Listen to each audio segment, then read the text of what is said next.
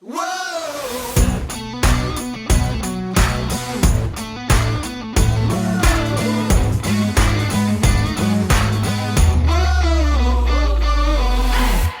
Welcome to the What's a Verdict podcast, where we fashion ourselves cinematic judge and jury. My name is JJ Crowder. I'm here with my co-host, Alec Burgess.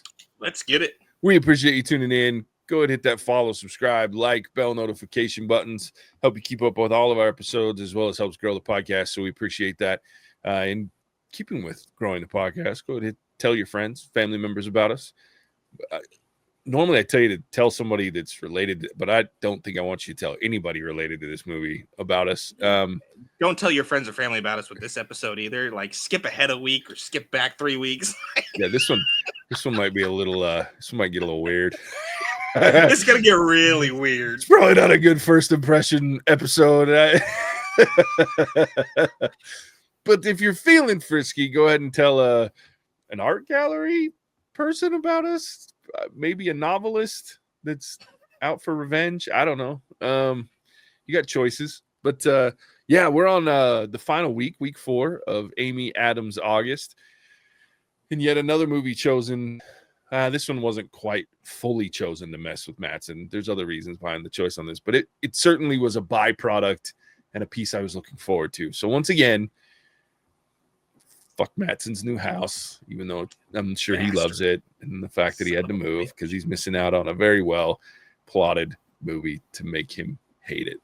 And I don't know which one he would have hated worse, last week's or this week's, but we were going 4 for 4. Yeah, we were going to get him zeros. It's true. And he missed all of them. It's true. It's true. So, without further ado, we are reviewing Nocturnal Animals. It was released December 9th, 2016. It was written by Tom Ford and Austin Wright, and it was directed by Tom Ford. It stars Amy Adams, Jake Gyllenhaal, Michael Shannon, Aaron Taylor Johnson, Isla Fisher, Ellie Bamber, Armie Hammer, Carl Glusman, Robert Aramayo, Laura Linney. It keeps going. Andrea Riseborough, Michael Sheen, and Imogen Waterhouse. It's about a wealthy art gallery owner who's haunted by her ex-husband's novel, her memories of their relationship, and her regrets about their life. Now that's a synopsis right there. Nocturnal Animals. Sorry, Alec. I'll pick this one for 2 reasons. One, I've already talked about it, to fuck with Mattson, because I knew he would hate it. 2, this movie got me the first time I watched it. Like, I watched it because everybody was talking about it, and I'm like, it can't be that good. And then I watched it, and I went, oh, fuck. This movie's wild. And as I had to rewatch it almost immediately. So I watched it and went, I was not mentally prepared for what I just watched. So I immediately rewatched it a second time. Like, I literally sat there for 5 minutes going, what the fuck did I just watch? And then I went, I got to rewatch it. So I hit replay, and I remember just sitting and just soaking this film up the second time, because as much as I would have loved messing with Mattson with this, like, this movie is a mind fuck of a movie with one of the, in my opinion, some of the greatest underlying revenge plot, like the disgusting sickness for you to write a novel to just get emotional revenge on your ex-wife for fucking you up when she divorced your ass and left you. Like, and really it was more than that. It was like the whole life cycle of your relationship that then ends in divorce and, breakup, and then to just throw this novel that is going to fuck with her. You devote it to her, you name it after her, and it's just this twisted ass story that's going to make her think of you and get, like, just nuzzle your way into her brain like a parasite. Oh my God. And then we'll talk about the ending, but like, Jesus, and I was like, this is some diabolical shit. And I'm here for it. I love it. I love the way that the story's told. I think it's genius to have a movie written within a movie. And we're watching this movie through the imagination of this woman who this script was written to fuck with, right? And done because of the fact that she initially was attracted to this man because of his creativity, and then using that creativity to just put her off guard and off center and mess with her. It's so disgusting. And I love every second of it. The fact that we get to go through this just twisted, dark story through her imagination and how it relates to her relationship. So many wonderful things. So I'm gonna stop there because there's so many things we need to talk about. But was this the first time you'd seen this movie? Yes. Okay. You've never seen Nocturnal Animals before. I watched it, like I told JJ before we started recording, at 6:30 this morning because I had to watch it. I was not expecting the first 2 minutes of the movie to be big old titties.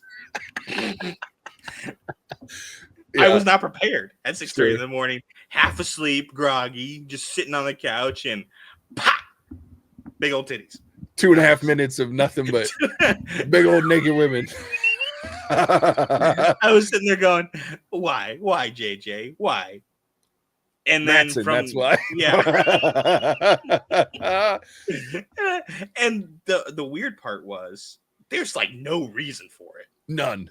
Anyway, none. Entire movie. Like, she owns an art gallery, and it's obviously some sort of like live art presentation. Yep.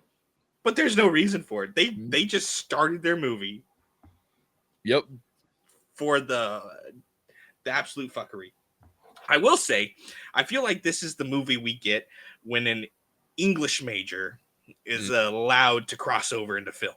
Yeah. This is very much in the same vein as like a Great Gatsby. Yep. Type movie, or these absolute mindfucks where, you know, the curtains aren't just blue because blue curtains look cool. There's reasoning, there's symbolism, there's something behind every single look, every single section, which is great up to a point, because I feel like this movie kind of overdoes it in some cases to the point where you're gonna lose a lot of people. Sure. Who don't comprehend anything in that deep of something. Like, there's parts in this where it's really good and you can but there is so many layers to this movie. Like you said, you just turn around and start rewatching it again. Like, you're almost doing yourself a disservice by making your movie that deep. Yeah. To where you're just at that point, it's almost like just stop. You could have a phenomenal movie if you didn't dive into, you know, going so deep into this little subplot, or this, you know, turn of the page means something, or all that. It's like, holy shit. Like, I was like, this is great. But at the same time, I was like, oh shoot, like this is what I imagined like English class was, right? When you're talking about these books that are stood the test of time, these great novelizations, and you're having to list out all the symbolism, and then, you know, young kid, you're like, the fuck, what is this? Yeah. And so at the same time, that's like this. That's what this movie is to me. It's like sitting in class reading The Great Gatsby and having just 4 pages of descriptive dialogue that apparently is a secret to eternal life. If we could only unlock the code. Like, that's the level that this goes to. And so and that's probably why I hated the start so much. Yeah. Is the start doesn't play into that fucking at all. No. And I think it's so intentional to like get you, because it's like the first time I watched, it's like, what the, I'm like you, I was like, what the fuck is happening? Because you're like, it's immediate. Like, as soon as there's something on the screen, and listen, I'm a big fat ugly fucker, but so I this comes from a relatability sense. Like, you get these unattractive, very large women dancing fully nude immediately, and it just disarms your ass. You're like, wait, what? Why? What is going?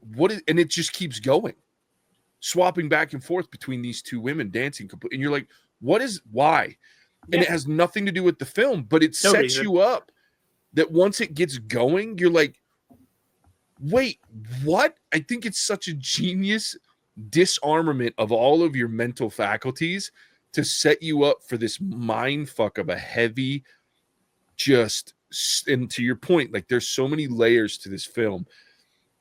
Like, one of the things that I want to talk about right out the gate is the visuals that, if the first time I missed a lot of them. Okay.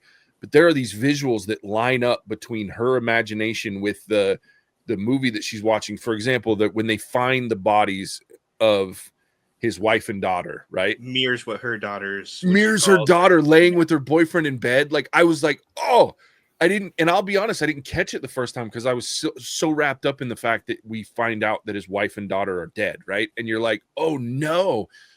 And then I start to recognize that the wife and daughter in the book look exactly like the wife and daughter in real life. And then you find out it's just like all these layers of pieces, but then that visual, and there's 2 or 3 of them where the visuals line up real close and you're like, oh God, he knows exactly how to just mess with it. And then visually you get into this film and you start to almost, at least I did, like, what's part of the movie and what's part of real life. And I'm like, Jesus, this is wild.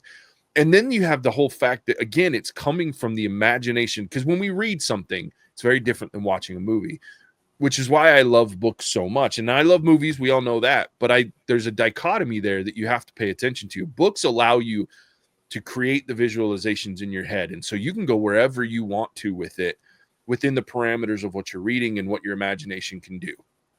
Movies give you, and they evoke a lot of creativity and a lot of imagination, but they're within a very set, confined area because it's visual. It's a visual medium.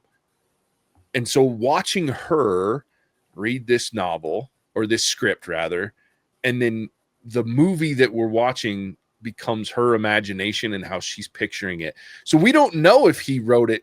I mean, obviously he probably explained what they look like, maybe. I don't know, because in a lot of scripts, if you've ever read a script, they do have some, level of, hey, this one, she's like redhead, scar over the left eye or something. yeah, but it's that. usually like just a list of character traits you have to piece together, or they piece it together in casting what they actually look like, right? But so in my head, I'm like, okay, so she is visualizing these people to look like her and look like her daughter. And then the main character is her ex-husband, right? So it's like, did he write it that way? We don't know, because we don't see the actual scripting in most. We see little pieces of it, but not enough to understand. Or is this, he's just written it in a way that she can't help but visualize themselves or versions of themselves, right? And I love that. Just, again, it's so fucking diabolical. And it's on a level, again, we go down to these layers. It's on a level to go, this man understood her so well that he knew exactly how to fuck with her, that she stays up all night, that she's going to read through the night. It's going to impact her daily life. It's going to get into her skin, and it's going to be this little parasite in her mind that she can't stop thinking about and cause her to reach out, which we'll get to later. But like, God, I love this. Just to your point, though, they do go, this movie's not for everybody. Like, you have to have a degenerate like me, or even like you, to be like, I love the layers. I love that I have to turn around and rewatch this film. I love that every time I watch this movie, I pick up on something different. I love that shit, but not everybody does. So you got to be prepared.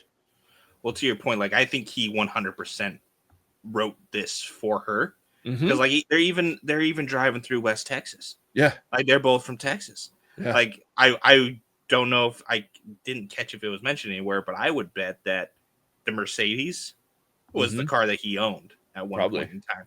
And so you have this kind of, like, I'm 100% sure, because at the same time that you're going through this, he's like, in my mind, when I was watching it up until about halfway, I was thinking, oh, this is his story. Yeah. Like, he's, because and then when they mention, when she's like critiquing his writing before they break up or whatever it is, and she goes, you only write about yourself. I was like, oh, nope, 2 on the nose. They wouldn't do that. Yeah. And so it's not about him. But up until that point, I was thinking, oh, this is just his story. Yeah. Like, he found something to write about, which was, the story that happened to him with a new wife, new kid, or whatever it may be, after he moved on, or she moved on from him. And so there's that. But then there's just like you said, there's so many goddamn layers. Like, even to the point where, we're at the beginning, right? And they're packing up because they're going broke. Big house, all this stuff, art gallery owner, business or business executive, whatever it may be, going broke. And she left the comfortable Hallmark guy to go to this high-powered thing, and then still lost it all. Right? So she takes her mom's advice, pretty much, which is, what are you doing? In a couple years, you're not going to want this. Like, you think you want it now, you're not going to want it. She, gets to that point, she agrees, she goes, the high power kind of lifestyle, hates it or just becomes disillusioned with it, so much so that it really cranks up when she starts reading this book, right? She starts second guessing like all of her decisions that she's doing. She's changing the way that she operates because of a book that her ex wrote, and she's starting to almost have these regrets of like her entire life from that point, which is just it's the fucking life. There's no other way to put it. Like, it goes to just, you know, the perfect revenge story is she's now pretty much ruined from that standpoint. Is, you know, it's, you've got that parasite like you were talking about at the beginning. That parasite's in her brain now, and it's just gonna be working in there. Like there is no coming back from this. Yeah, and it is amazing, but it's to the point like you could do that with one. Right, you one little thing. They did 47. yeah. It's a little overkill to the point where it's like, oh yeah, everything's connected. Right, do one, do two, you can even do three, but there's just hundreds of little sayings, phrases. It's just to the point. Like, I mean, it's great to the point that the people who get it right and like that shit are going to rewatch this movie again and again and again and again and again. But I mean, how many people are really out there? Fair. It's fair. But if you have the one or two twists or the connections or stuff like that, like you could reach this wider group of people. And still have a couple hidden layers in there as well. But it was just like, I was sitting there going, especially at 6:30 in the morning, I'm like, fuck, this is too much. It's exhausting, isn't it? Exhausting. It really is. You got to be committed to watch. And I think, so it's interesting, when I picked this film, I was like, I thought about not doing it because I worried about how Mattson would react, because like, again, I did it to mess with him because I knew he would hate the movie because it's so dark and it's so, to him, it'll drag on because he doesn't catch the nuance of what the conversations are leading to and how this whole thing, at least in my opinion, now I'm speculating, maybe he would have gotten it and loved it. I don't know. I don't think so. I think I know him well enough to know he would have hated it. But like, I also thought about, I was going to put this on one of our lists a long time ago when Javier was part of, and I was, but I can't have Javier watch this movie because that dude's the big, I call him the water skeeter. Like, he just skims the top of everything. Like, he'd come in and be like, what, I don't understand this movie. And then I'm like, I spend the whole podcast trying to explain it to him. So I was like, I can't do this. So I knew if I had you here, like, we'd get some good conversation, and then maybe Mattson would just be like sitting there eating when saying, I hate this fucking film. So, man of the people, don't watch this. Man of the people. You and I would have a really good conversation around it. But like, I think it's one of the most underrated films to me that's out there for a number of reasons. And I agree with you. There is some points where it's almost too much, like, because they went, and I give them credit. They full 100% went for it. They're like, we are going to make a very deep, very layered, very dark, very grounded, even in a certain world movie. And we're going to connect everything. We're going to take like an Ocean's 13 or an Ocean's 11 and make it not fun. It's Ocean's 11 about fucking with one person, not stealing anything other than their soul. Right. Like, and we're going to watch how it happens. And then we're going to find out at the end that this was all a plot to get the upper hand in this former relationship again, right? And to get back your power, if you will, if that's one way to put it. And it's diabolical, dude. That's the only word that makes sense to me. Fantastic. But it's also so good from a storytelling perspective. And then you add in the fact that the cast in this, and the fact that this movie is not a hugely known, at least not in the circles that I run. And I know a lot of people that watch a lot of movies. A lot of them were like, I heard of it, but I never watched it because it just didn't seem like my kind of film. And I'm like, dude, you got to watch it, at least to say you hate it and it's not your thing. But I think it's super underrated. And the cast in this is outrageous. Like, I didn't even talk about the fact Jenna Malone's in it. Like there's so many, and a lot of them just have little bit parts, but they're bit parts add to this story. Like the whole part with Jenna Malone and the baby, like reminding her of her abortion, right? And reminding her of that trauma that came after the end of the relationship and how she further fucked this guy up without him even knowing about it. And it's like, what a layer of goddamn damage that she did to herself and then unknowingly did to her ex-husband. And it's like, wow. And then you have the moment I thought of you, the jump scare moment with the phone. Oh, yeah. Son of a bitch, I jumped. Oh, I really did, because I peed myself the first time I watched it, because it's not a movie you're like, oh, there's going to be a jump scare. No. But here like, oh, cute baby. Yeah. Like, oh, look, it's baby, and it's got night vision camera on it. Oh, you motherfucker. Look, there's Ned Stark as a young man jumping out and making me pee myself, you fucking asshole. But yeah, like, it just, God, the story is so good. And the way that they tell it is so intriguing to me. Like, I love the idea of, and I keep going back to it, but like learning this story and learning her damage and the things that are affect her in an emotional, and the things that she's really kind of pushed down. Because we get to a point like, and I, at least me, and maybe it's just me, but I have that, like, where I've been, things that were traumatic for me, like, they're always there. Trauma doesn't just go away, but I tend to like push it down, and I'm like, I live my life, and then I'll have moments where it comes back up. And watching this man send her a script that he knows is going to resurface every bit of trauma in this woman's life, God damn, what a fucking genius way to tell a story. And then for us to live it through her eyes, and that all that, like, she's laying in the bathtub and you're like, fuck, she's fucked up. And she's crying constantly. And then you just take this cast that just plays, like, Jake Gyllenhaal is a fucking phenom in this movie. And so is Amy Adams. Because let's be honest, Amy Adams isn't in this movie a lot.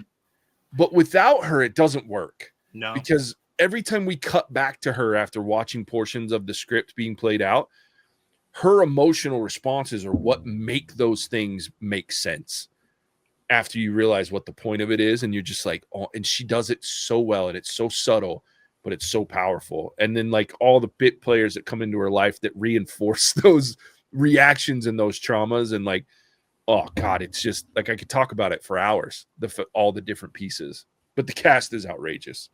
Yeah, for me, it's Michael Shannon. Oh, so good. Because he plays so well as that, Texas Ranger type, justice on the fly kind of officer that you do see in books. Yeah. Right? You see this all the time in books, but you see it a little bit on screen, but very rarely. Yeah. Or it's played in a certain way. And he does a phenomenal job as playing this guy who's just like, fuck it. I got cancer. Yeah. We're just gonna go out on a high right here. Yeah, like I don't got any reason not to. Yep. Like I'm just type of a deal, and so he just does an amazing job. And it's he's the one who sets up the tension moments for me. Oh, because it's always the, hey, here's the gun, right? Watch him while I'm going to go puke out my guts or whatever it is. So he's the one who's setting up all these tension moments in the book. To where you're like, okay, it's gonna happen this time. It's gonna happen. It's finally gonna be there. And it's the sitting on the edge of your seat, getting closer and closer and closer. It's like, no, that's not it. No, that's not it. No, that's not it. But he's the one who's setting up these opportunities. And then every single time we see Tony or whatever, Jake Gyllenhaal, not pull the trigger. Right. There's none of that, what you'd imagine coming from Texas law officer, which is what the fuck's wrong with you? Like, what's the matter with you? Yeah. How you pull this, you point, you pull. Yep. It's a very kind of like understanding almost of, all right, let's try again. Yeah. Right. And so then it's the same exact thing over and over again. So when you get to that payoff, it's a huge, like, finally. Yeah. Because he sets up all those tension moments, and he does it so naturally, where it just makes sense. So for me, he kills it.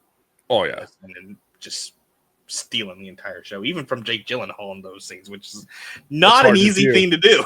Hard to do. Oh yeah, Michael Shannon is up there as one of my favorite actors that doesn't get enough credit. He's another one that plays a lot of like bit stuff, and it's always but when he good. does it, like you said, even in this movie, like he steals scenes from these headliners and these A-lists that you're like, God, he's good.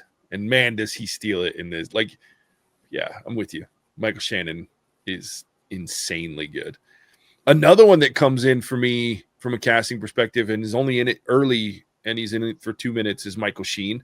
That conversation that she has with Michael Sheen, God damn, that sets up the rest of what's coming so good. Like, you know, she's, and because it gives the hint that she's already been thinking about the regrets that she has because she understands that her relationship with Armie Hammer's character is not good and he's an asshole and it was a marriage of convenience and to keep money involved and to be set up and be able to do whatever she wants versus having that spark of creativity and enjoyment and love and, you know, like the difficulties that make relationships interesting and she doesn't have that. So anyway, like I just love that brief conversation, but to be able, and I think give credit to the casting and the fact that they were willing to pay money for this independent-ish film to have these people in it, because Amy Adams, again, is a force of nature in this movie. So you have to have people that can play against her. Like you have Laura Linney as her mom. Jesus, again, this is a major actress that you have in it for 2 minutes, but that the importance of that conversation warrants a Laura Linney, and that conversation warrants a Michael Sheen. And later on that conversation requires a Jenna Malone. Like you have to have these people that can carry the scene with Amy Adams or this film doesn't work. And so I really appreciate the fact that they were willing to pay because you know it wasn't cheap to get these actors in here that are in there, but be willing to do that so that your film works is you have an understanding of your content at that point and what you're trying to do and an understanding of the watchers of your film, because there are some people that the only reason they're going to be interested is because of these people that are in it. And in order to be able to carry that story through, man, and they do so good at it. But this is why I was glad. This one was never a question for me. When Amy Adams came up, it was immediately going to go on my list because God damn, she's good for something that you don't have to do a lot for except react to what you're reading. God, she does so good. So good. I will say, so the issue I have with it, right? It's not. It's like most of our issues. It's not real. It's just me. Is I spiral. Okay, I went too far down the rabbit hole. Yep. And so there's a line, and it's kind of like a throwaway line where Amy Adams is talking. She's like, "Oh yeah, you know, my ex called me a couple of years ago. Right? She's talking about the book. He sent me the manuscript. Haven't talked to him in a few years, and he hung up with me." And I'm like, "That's when he started writing the fucking book." Yep. And is that the case? Maybe, maybe not. But that's the problem. Is now I'm like over analyzing and gone too far into it, thinking that, oh yeah, no, that's she's the one who kicked off her own revenge plot story that's coming against her and ruining her life. She kicked it off a couple of years ago by reaching out to the guy that she, you know, ruined pretty much, and it could have been whatever reason, but all the bad in her life that's led up to this point, and now it's just coming. We're seeing the climax of it. It all was started by her because she, you know, was longing for the good old days or whatever it was, and reached out just to see how someone's doing that you soul crushed. And he said, "Thank you for the opportunity." Ruined your goddamn life. Oh yeah. And so that's the only like gripe I have with it. Besides, you know, the start at 6:30 in the morning, it just wasn't prepared for it. But that's the only one, is that because of the way my brain works, is now I'm too far into it, and there's, you know, because of those levels, like, great, now I got to go watch a very depressing movie. Oh, like this is not by no means is this a fun watch. No, it's hard to watch. There's very little, you know, bright side to it. It sucks as a movie from that kind of emotional standpoint, or it's not I had a bad day at work, I'm gonna go watch Nocturnal Animals, that'll cheer me up. But now it's like I have to watch it and watch it again, because what am I missing? There's more to it. So that's the diabolical part of it, is that they have their own revenge story that they just wrote for everybody who watches this movie. Well, now I've got a parasite in my head. Yeah, just like she does. Yeah, like fuck off. Yeah, you took me Whoa. on this journey, and now I've got these things that I'm like, wait, what about this? Yeah. What about this? Who was it who made this? Was it Tom Ford. Tom Ford. Yeah. Fuck off, Tom Ford. Yeah, Tom Ford. Fucker. You bitch. Hate that guy. No, so to your point though, we got to talk about the ending real quick because Okay. a lot of people like bitch about the ending, and I'm one, and we've talked about this. I'm not always a fan of the open-ended ending, and I don't like them typically because they're not usually done well enough that I care about it. This one is not that. This one is so good because there's so many ways to interpret it. Even some people are like, well, I think he died, like his character did. And I'm like, but he sent the email a couple days ago to set her. I was like, so I don't think that's it. I get where you're coming from. But what I think is like, it's the ultimate finish to this revenge, right? Like he's set her up to get in her mind, get back in her heart, get her to the point where she remembers all the reasons that she loved him and the creativity piece and this dark and disturbing but beautiful in its own right story. This is what she wanted from him the whole time. You know what I mean? Like this crazy writing, and she brought it out in him in the worst possible way. And to your point, like when did this plot start? Was it after the phone call? Was it directly after the divorce? Like, was it after that walk on the street where she told him she was leaving? Like, where was this that started it? Or was it the whole thing? And then the final cap on this perfect revenge is to get her to initiate contact, a meeting that could lead to something that maybe somewhere, I'm sure for years he thought about wanting, and then to leave her high and dry and not even show up. The final fuck you in the, now I've got you, because now the tables turned, right? He's been obsessing over her for how long? Since they were divorced, right? Mm-hmm. Had this relationship, he worked on it, he wasn't good enough, blah, blah, blah, blah, blah. Now he writes the perfect manuscript that's going to get her, that's going to lead all the way back to getting her what she wanted and make her realize she should have stayed. And then he's like, no, I'm done. I never needed you anymore. I've moved past it. I've had my obsession. My obsession is now over. Now it's your turn. Because now you know this doesn't go away. Now the fact that he didn't show up, oh my God, the bother that's in it. Because now that parasite is not just there, it has made a home. And as long as he leaves, never says a word to her, it's never going to go away, ever. And it's just so twisted, and I love every second of it because now he has all the power in this relationship or non-relationship that he never had until this moment. And it just, to me, like I said, Ocean's 11 in the darkest possible way because he won. And we just watched him win. It's so fucked up that I'm excited for him. But yeah, I love the twists and turns to get to the point that you're like, he wrote that just to fuck with his ex-wife for the rest of her life. How fucked up are you, dude? Pretty fucked. And I'm here for it. I will say what I would have liked more. Yes. But that's because it's me, right? Sure. Yeah. Because something was going to happen. She wasn't wearing her ring anymore. She took it off for this dinner. So something was definitely going to be happening. Oh, yeah. But what I would have liked more is because you kept seeing shots of her sitting at the table alone and shots of the door. On the last one, I would have had him walking out with his new wife, whoever it may have been, because for damn sure he did not come up with this on his own. Yeah, he found somebody else who essentially fixed him, right? But it's another woman who's the driver behind this revenge story. And have them walk out together from her point of view. Oh, yeah. That's fair. And I wouldn't have him look back. I'd have her look back. Oh, God, yes. And so, because now you're just, the problem with that, and where I like the ending went, is because there is no closure. Yeah. Right, for her. She is left open, and there's no closure for the viewer either, but we don't know. Yeah. And so, but from that point, you still have that kind of, it's going to eat her up. It is going to eat her up, but you give her that closure, which is almost, could be what she needs. Yeah. But I would have done that because I'm a sick, twisted fuck. And Dude, that that is pretty to fucked me up.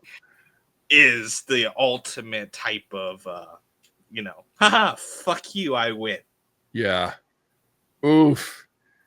That's Coming dirty, back. dude. I like that. Oh, No, yeah. I could see that because I could see where, like, especially where she's sitting next to that window, just have him even walk by, and Yeah. his new wife or girlfriend or whatever is on the window side, and he's just looking straight forward, and the wife like eyes are down as they, oh my, because they knew she was gonna be there. Oh, it would have been so fucked Yeah, up. you know she's there. Just go, and Yeah, then you can just sit there, and that's the the final kind of closure type thing, or the healing process for him.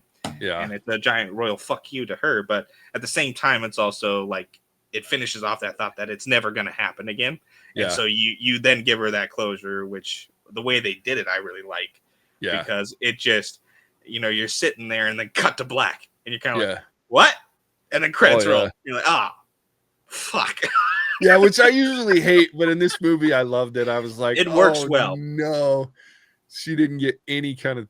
Now she's stuck, and she's got. She's gonna go read that book, that script again, or even worse, it becomes a famous movie. Like, oh, because that was the other thing that I thought about. How fucked up would it be? Is like as the credits are rolling, you hear like this newscast of today on the top movies in America, we see Nocturnal Animals. Be like, oh motherfucker! Like now it's just interface constantly.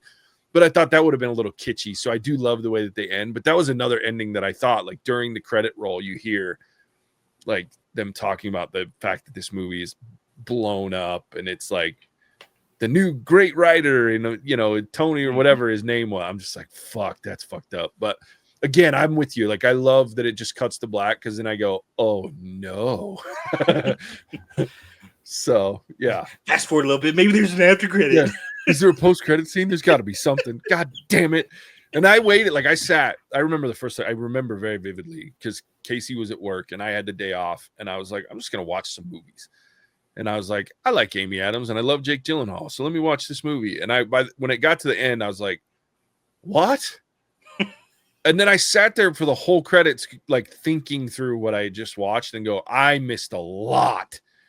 So then it got to the end and it's like, giving me like the what film's coming next, and I'm like, no, replay, rewatch, bitch. And I watched the whole movie again and this like twice, and I went, wowza, brutal. And I haven't watched it in a while, so I was really glad that when it came up, I was gonna watch it because I really do. I think it's so well written and so well acted. But yeah, it's a lot. It's not a movie you can watch a lot, that's for sure. So, well, we're getting into rating things. You want to rate it? Let's do it. Okay, here we go. Oh man, finishing out. I'm giving it a 4.5. I think this movie enamors me every time I watch it. Every time I watch it, I remember like why I love it so much, and yet at the same time why I hate it so much, because it fucks with me. Like when I watch it, like I think about it for days because I'm like, man, how fucked up is that? Like, could I do something like that to someone? Like, do I have am I smart enough and creative enough to do? And then I think, have I done that to people without realizing it? Right. Because a lot of times we have our own little things where we're like, I'm going to do this because I know it's going to piss somebody off. Like we pick movies to piss Mattson off. You know what I mean? Like, I was going to say every week. Yeah, we do this all the time. So it's just like, and I can relate to that on so many levels that like I enjoy the fact that this movie gets so much reaction out of me, and it makes me feel a lot of different ways throughout this film. And that's a credit to the writing, to the acting, to the way that this movie is displayed and played. Like it's really, really well done. If you want to feel something and feel gross and feel elated and feel scared and feel uncomfortable, and if you like feeling things when you watch a movie, this is one of the best as far as that, being able to do that to someone. Now, they're not great feelings most of the time, but it also make you think, and it'll also give you some discussion topics. And that's one of my favorite things about movies, is when I can have a full-on discussion about all of it and go, man, there's so many things to talk about. So this movie has all that. So 4.5. I do think, to your point, it's a little much at times. And I think there are some pieces that could have been cut down probably by 5 to 10 minutes. I think there was some over long pieces, especially the quiet moments of like Amy Adams. Like I think we get enough of that we don't need like the bathtub scene to last 7.5 minutes. It could have lasted 4 minutes, right? but that's me being nitpicky. But I do think it is a lot, and we could have used maybe like some lighter moments to maybe give you a breather. I can't think of any moments where I'm like, okay, I get to relax for a half a second. This movie just pummels you from start to finish. I think the most lighthearted piece is the naked women dancing up front. And that's what it sets you up for. This is funny and weird to, oh, fuck, this is heavy and dark. And it never lets up. So I think that's something. I'm not usually one to interject something for the sake of it, but you could use a breather a couple times in this movie, I think. So anyway, 4.5 for me. I will definitely watch this, but it'll be a while. I can't watch it.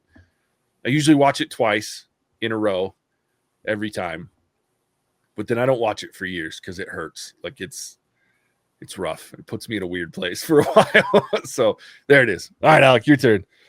I'm also going to be 4.5. Kind of mimic what you were saying. I do have the brains to do this. What I lack is the commitment. There is no way I'm writing a full page novel to fuck with somebody. Yeah. I will do it in a much quicker way and much more blunt. But that being said, I am not above my petty revenge. Sure. Or just because it's Tuesday. This movie for me though is one of those where I could already feel it when I was watching it. Like, I'm going to be watching this again, and if I don't stop myself, I'm going to be absorbed by it. Yep. And to look for those connections, look for those pieces of dialogue. Like, this is the almost perfect anti-Alec movie because it's kind of like it will suck me in. And I will be consumed by it and be going over, have the map on the wall with the red string correlating. And nobody fucking cares about it except for me. There is nobody who's going this deep into, and I will obsess over it for who knows how long and then completely forget about it. So it's one of those weird ones where I have to stop myself from going back and rewatching it because I know that I'm going to dive headfirst right into it. And not even bother looking at the bottom, but fantastic movie. Mm-hmm. It's not, like we kind of said before, it's not a fun movie. It's not a good, happy-go-lucky, great feeling movie. It is the exact opposite. Yeah. And I think if you take away the layers, we're talking about this movie in the same vein as like some of the movies we watched on here, like a Pink Flamingos. Yeah. Fuck up type of movie with if you take away those layers. And so as much as I can, nitpick and gripe about how deep it goes, that's the difference. The layering is the difference between this being a really good movie and absolute shit. Yeah. Just some arbitrary thing. Yeah. Yeah. And so it's crazy to me, but that's the difference. And so it's a great movie. I'll give it 4.5, and I will watch it again at some point, but it can't be any time within the next 5 years. I just envisioned Alec in full Charlie Cox mode with like all the cigarette hanging out of his mouth, like trying to explain it. Why doesn't it make sense? What's the correlation? Where did it all start and connect? I love it. Yeah. No. You're welcome and I'm sorry, all at the same time. Like, and I'd say, when I picked it, when I heard when he sent, and Mattson was like Amy Adams, which is also ironic because Amy Adams was his choice and he's not here for the whole month. But when he said Amy Adams, I was like, oh fuck, Nocturnal Animals is going on this list. And I feel like those that vote on our movies are gonna pick it. I was like, and that's a dangerous thing if Alec hasn't, because I didn't know if you'd seen it or not. And I was like, if Alec hasn't seen this movie, because it is right up his fucking twisted ass alley. So I was really excited when at the beginning, you're like, I hadn't seen this movie. And then I was like, oh, here we go. Because it's a movie. So there it is. That's Amy Adams month. Alec, tell everybody where they can find us. Happy to. Patreon's the best place to find us, where we upload all of our movie content creation, including full episodes, behind the scenes content, all that good stuff. Those extra episodes are behind a little bit of a paywall. The money maker doesn't come on just for anybody. But to vote on our content, which is kind of become our main focus of the platform, to get on there, vote on what we're doing, what months categories are coming in, and then the movies that go into those months, it is completely free. So join us there. What's our verdict reviews? Vote on the content. We're having fun doing these kind of one-off months where it's actors and actresses. We've done, different eras, different themes before, and so it's always fun because JJ and I are similar in our taste, but we also like to fuck with each other, and we both really like fucking with Mattson. So these movie picks are, on one hand, stuff that we really like or enjoy, or on the other hand, is something that we know is going to fuck with somebody else. And so get involved there, vote on our movies. It means a lot to us. Patreon's the best place to do that, and it's completely free to join up to vote. If you do want the extra episodes, behind the scenes stuff, poking fun at each other, that's all behind a little bit of a paywall. But it's worth it. There is over 550 clips, episodes, stuff like that. So I think the access to that is like $1.99 or something along those lines. Yeah, I think it's $3. Yeah. So I mean, it's well worth the investment for that to go in there, and you're getting a lot of bang for your content buck. Might actually be $1. Nice. But with that, anyway, it's not much. Yeah, it's negligible. You could cancel Hulu and get the same enjoyment from the What's Our Verdict podcast. But with that, I'll kick it back to the Maharaja of MASH, the Titan of Terror, a JJ. Nice. Yeah. 3, 5, and 10. So $3. There it is. Appreciate you, Alec. This is a good time. Yeah. We got a fun next month, gearing up. Votes are almost closed. We had quite a few votes. All right. Brad Pitt month. So looking forward to September. But yeah, as always, we appreciate you guys tuning in. We'll catch you on the next one. Hasta la vista, baby. Cinemagic out.